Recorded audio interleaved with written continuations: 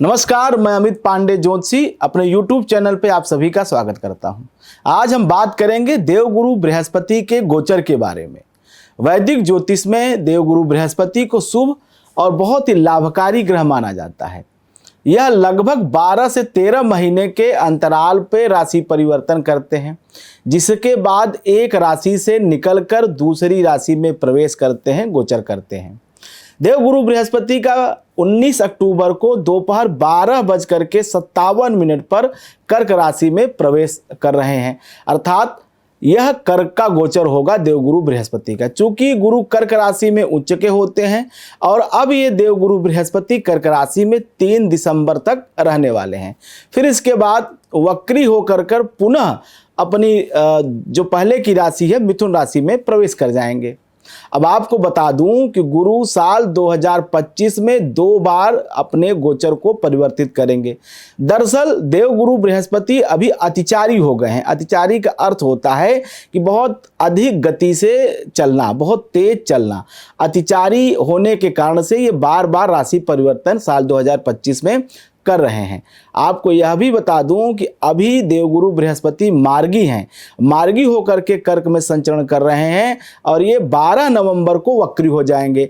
जब वक्री हो जाएंगे तब वापस पीछे की राशि अर्थात मिथुन राशि में ये आएंगे और जब तक देवगुरु बृहस्पति कर्क राशि में रहेंगे, अपनी उच्च की राशि में रहेंगे, कहीं न कहीं यह 6 राशियों के लिए 6 ऐसी राशियां हैं 12 राशियों में से जिसमें सबसे ज़्यादा प्रभाव परिवर्तन देवगुरु बृहस्पति के गोचर का दिखाई देगा। 6 राशियां प्रमुख रूप से प्रभावित होंगी। वो 6 राशियां कौन सी हैं, क्या आपकी राशि है वो 6 राशि, यह सब बातें इस कार्यक्रम में हम आपको आज बताएंगे। तो चलिए शुरू करते हैं। सबसे पहले प्रभावित होने वाली राशि कौन सी है? तो सबसे पहले प्रभावित होने वाली राशि है मिथुन राशि। मिथुन राशि क्यों? क्योंकि मिथुन राशि से ही निकल के देवगुरु बृहस्पति गोचर कर रहे हैं कर्क राशि में। तो मिथुन राशि के दूसरे भाव में यह देवगुरु बृहस्पति का गोचर कहीं न कहीं आर्थिक संपन्नता को देने वाला होगा। मिथुन राशि के जातक अपने पुरुषार्थ से कोई नई प्रॉपर्टी, कोई नई जमीन, मकान, फ्लैट ये खरीद सकते हैं, खरीदने का अवसर प्राप्त होगा, जरूर भू संपदा का लाभ मिलेगा। देवगुरु बृहस्पति का गोचर मिथुन राशि के लोगों के लिए, मिथुन राशि के जातकों के लिए कहीं न कहीं परिवार का, कुटुंब का सुख देने वाला होगा, धन का लाभ देने वाला होगा, आध्यात्मिक चेतना को भी जागृत करेगा देवगुरु बृहस्पति का दूसरे भाव में उपस्थिति, दूसरे भाव में गोचर। जो कोई ऐसा कार्य जो बहुत दिनों से रुका हुआ था, ऐसा मनोवांछित कार्य जरूर पूर्ण होगा। दूसरी राशि होगी कर्क राशि। कर्क राशि पे क्या प्रभाव होगा? चूंकि कर्क राशि में ही यह देवगुरु का गोचर हो रहा है। देवगुरु बृहस्पति आपकी कुंडली के 6ठे और भाग्य भाव के स्वामी हैं, अर्थात कर्क राशि के 6ठे और भाग्य के अधिपति बनते हैं देवगुरु बृहस्पति। ऐसे में जब देवगुरु बृहस्पति का गोचर आपके लग्न राशि पे, आपकी ही राशि पे हो रहा है, तो कहीं न कहीं यह अच्छा माना जाएगा या शुभ माना जाएगा। उसके 2 कारण हैं। पहला कारण है गुरु कर्क में उच्च का होता है और उच्च के ग्रह हमेशा अच्छा फल करते हैं और शास्त्र कहता भी है किंग कुर्वन्तु ग्रहे सर्वा केंद्र गते बृहस्पति और मतंग मत यूथा नाम भिन्न तुपि केसरी, अर्थात अगर केंद्र में हो और उच्च का अगर बृहस्पति किसी जातक की राशि कुंडली या लग्न कुंडली में हो तो सारे बुरे योग, सारे बुरे प्रभाव नष्ट हो जाते हैं, अर्थात बहुत ही शुभ प्रभाव कर्क राशि के लोगों को मिलेगा, लाभ के अवसर मिलेगा, पुरानी बीमारी जड़ से खत्म होगी। कोई तकलीफ जीवन में आया है, शारीरिक, मानसिक, आर्थिक, वह सब समाप्त हो जाएगा और यह देवगुरु बृहस्पति का गोचर जो आपके जीवन में 19 अक्टूबर के बाद हो रहा है, यह मान सम्मान, धन को बढ़ाने वाला, व्यक्तित्व को निखारने वाला, मान सम्मान, यश, कीर्ति, प्रतिष्ठा देने वाला होगा। कर्क राशि के लिए यह देवगुरु बृहस्पति का गोचर सब प्रकार से उत्तम है। जीवन में बड़े परिवर्तन होने जा रहे हैं और ये सारे परिवर्तन आपके हक में होंगे, आपके पक्ष में होंगे, क्योंकि कर्क का बृहस्पति कभी पीड़ा नहीं देता है, सदैव लाभ ही लाभ देता है। तीसरी राशि जो है देवगुरु बृहस्पति के गोचर से प्रभावित होने वाली वह है कन्या राशि। देवगुरु बृहस्पति कन्या राशि की कुंडली के 4थे भाव के स्वामी के साथ साथ 7वें भाव के भी स्वामी होते हैं। और 19 अक्टूबर 2025 में जब गुरु का यह गोचर उच्च राशि कर्क में हो रहा है तो आपके लाभ भाव में होगा, आपके आय के भाव में होगा, आपके प्राप्ति के भाव में होगा, आपकी आमदनी बढ़ेगी, आय स्रोत बढ़ेगा। जो लोग किसी व्यापार से जुड़े हुए हैं, कोई रोजगार कर रहे हैं, स्वरोजगार में लगे हुए हैं, उनको काफी अच्छे अवसर प्राप्त होंगे जो धन को बढ़ाने वाले, लाभ को बढ़ाने वाले सिद्ध होंगे। इसके साथ साथ आपको मान सम्मान पुरस्कार भी प्राप्त होगा और काफी अच्छे अवसर मिलेंगे लेखकों को, साहित्यकारों को। इस दौरान संतान का सुख भी प्राप्त होगा। क्यों प्राप्त होगा? क्योंकि लाभ भाव में बैठा हुआ देवगुरु बृहस्पति आपके पंचम भाव को देखता है। तो ऐसे में लाभ के साथ साथ संतान का भी सुख होगा और निसंतान दंपति जो हैं उन्हें संतान भी प्राप्त होने के योग इन देवगुरु बृहस्पति के गोचर में अर्थात 19 अक्टूबर से लेकर 3 दिसंबर के बीच में बनता हुआ दिखाई दे रहा है। वाहन सुख भी कन्या राशि के लोगों को मिलेगा देवगुरु बृहस्पति के गोचर के वजह से। भोग विलास या यूं कहें लग्जरी अगर जीवन में आप बढ़ाना चाहते हैं तो यह समय बहुत अच्छा है। इसमें आपके सुख साधन संसाधनों में भी वृद्धि होगी। कुल मिलाकर के कन्या राशि के लिए यह देवगुरु बृहस्पति का गोचर सब प्रकार से अच्छा है, सब प्रकार से उत्तम है, क्योंकि लाभ में गया हुआ बृहस्पति हमेशा लाभकारी होता है, धन देने वाला होता है। अब बात करते हैं वृश्चिक राशि की। वृश्चिक राशि के लिए देवगुरु बृहस्पति कहीं न कहीं नवम भाव में गोचर कर रहे हैं। वृश्चिक से नवम भाव कर्क होता है, यह भाग्य का भाव होता है।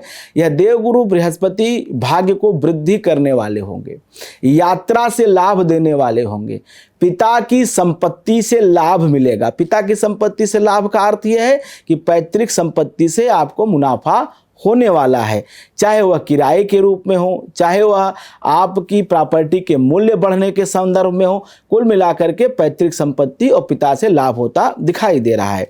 आय से धन में वृद्धि होगी, मतलब अपने पुरुषार्थ से भी आप धन अर्जन करेंगे, धन प्राप्त करेंगे। आपके पिता यदि किसी बीमारी से जूझ रहे थे तो इस कालखंड में अर्थात 3 दिसंबर तक वो रोग मुक्त हो जाएंगे। पिता का स्वास्थ्य बहुत अच्छा होगा। विदेश की यात्रा का भी योग बना हुआ है और ऐसे बच्चे जो विदेश जाकर के शिक्षा प्राप्त करने चाहते हैं और किसी कारणों से उनको यह अवसर नहीं प्राप्त हो रहा था, अब यही समय है कि आप प्रयास तेज करिए। आपको विदेश जाकर के पढ़ने का स्वप्न पूर्ण होगा, विदेश यात्रा से लाभ होगा और विदेश में रहने का भी सपना, बसने का भी सपना यह देवगुरु बृहस्पति का गोचर जरूर आपका पूर्ण करेगा। क्योंकि बृहस्पति के बारे में कहा जाता है जीवो जीवित सौख्यदा। देवगुरु बृहस्पति सुख का कारक है, जीवन का कारक है और जब यह आपके भाग्य भाव में गोचर करेगा तो निश्चित रूप से वृश्चिक राशि के लोगों के लिए यह भाग्यकारी होगा और भाग्य से ऐसे अवसर आएंगे कि जिसके लिए आपने बहुत अल्प प्रयास किया है, बहुत स्वल्प प्रयास किया है, वह भी कार्य बन जाएगा। अर्थात भाग्य पूर्ण रूप से आपके साथ है, आपका सहयोगी है और भाग्य अगर आप पे मेहरबान है तो जीवन में कोई भी काम रुक नहीं सकता है। जो भी कार्य शुरू करेंगे वह जरूर पूर्ण होगा और आपकी मनोरथ की सिद्धि होगी। अब बात करते हैं मकर राशि की। मकर राशि से 7वें भाव में यह देवगुरु बृहस्पति का गोचर हो रहा है। 7वां भाव हमारे जीवन साथी का भाव है, हमारे व्यापार का भाव है। ऐसे में जब 7वें भाव में उच्च का बृहस्पति बैठे तो निश्चित रूप से जिन जातकों की मकर राशि है, अगर उनका विवाह अभी तक नहीं हुआ है तो विवाह के योग बनेंगे। विवाह योग्य उपयुक्त जीवन साथी का जो उनकी तलाश है वह भी इसी कालखंड में पूर्ण होगी। उनके विवाह के उत्तम योग बनते हुए दिखाई देते हैं। दाम्पत्य जीवन में कोई बाधा चल रही थी, कोई डिस्प्यूट चल रहा था, तो देवगुरु बृहस्पति का यह कर्क का गोचर उसको दूर कर देगा। अर्थात उत्तम दाम्पत्य जीवन रहेगा, वैवाहिक जीवन का सुख आपके लिए बहुत सुंदर रहेगा, बहुत अच्छा रहेगा। सभी विवाह से जुड़े हुए विवाद दूर हो जाएंगे, समाप्त हो जाएंगे। कानूनी मामले भी एक आसान राह पकड़ लेंगे, अर्थात उससे आपको मुक्ति मिल जाएगी। अगर आप व्यापार करते हैं मकर राशि के लोग, तो व्यापार में भी नए व्यापारिक अवसर मिलेंगे, नए अनुबंध प्राप्त होंगे, नए लाभ के अवसर मिलेंगे। कुछ नए व्यापारी आपसे जुड़ेंगे जो आपके लिए धनकारक होंगे और उनसे प्राप्त होने वाले व्यापार से आपके आर्थिक स्थिति में मजबूती आएगी। लेकिन एक सावधानी जरूर आपको रखनी है, क्योंकि मकर राशि से जो 7वां भाव है यह कर का भाव, यह मारक स्थान कहा जाता है।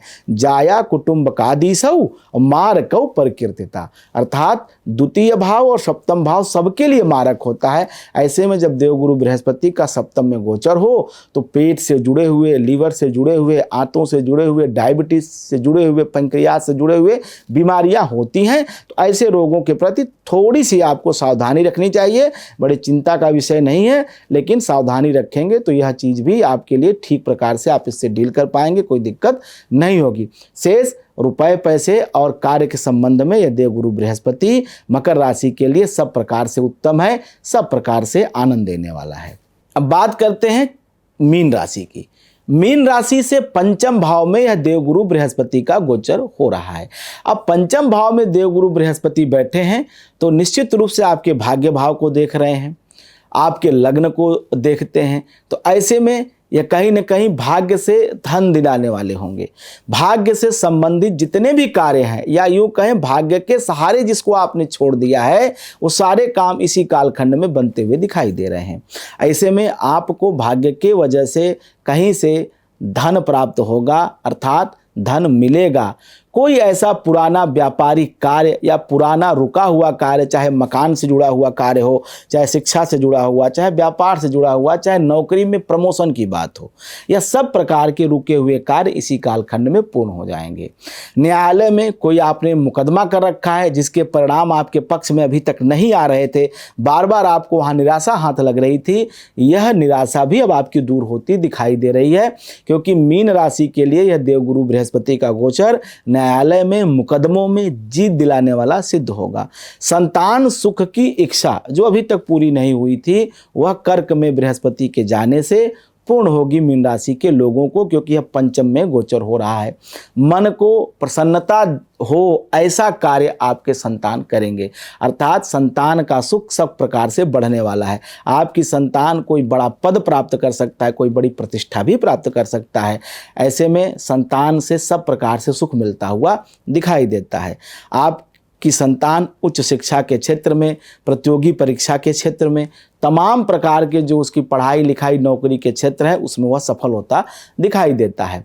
सरकारी नौकरी भी आपको मिल सकती है इस कालखंड में, क्योंकि 5वां भाव है वो प्रारब्ध का भाव है। वह हमारे पूर्व जन्म के किए हुए कृताकृत कर्मों का फल देने का कार्य करता है। तो जब बृहस्पति वहाँ बैठता है तो कहीं न कहीं शुभता देता है, अर्थात पूर्व जन्म में या पूर्व में किए गए शुभ कर्मों का फल देवगुरु बृहस्पति देते हैं। और यह गोचर मीन राशि के लिए उत्तम है।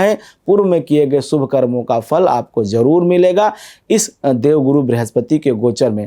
तो कर्क राशि के इस गोचर में मीन राशि को लाभ होता हुआ दिखाई देता है। उम्मीद करता हूं यह देवगुरु बृहस्पति के गोचर का फल जो मैंने कहा है आपके लिए कल्याणकारी होगा। फिर अगले वीडियो में कुछ नई ज्योतिष की जानकारियों के साथ आपसे फिर मिलेंगे। तब तक दीजिए अनुमति, हमारे चैनल को लाइक करिए, सब्सक्राइब करिए और बेल आइकन जरूर दबाइए। जय मां विंध्यवासिनी।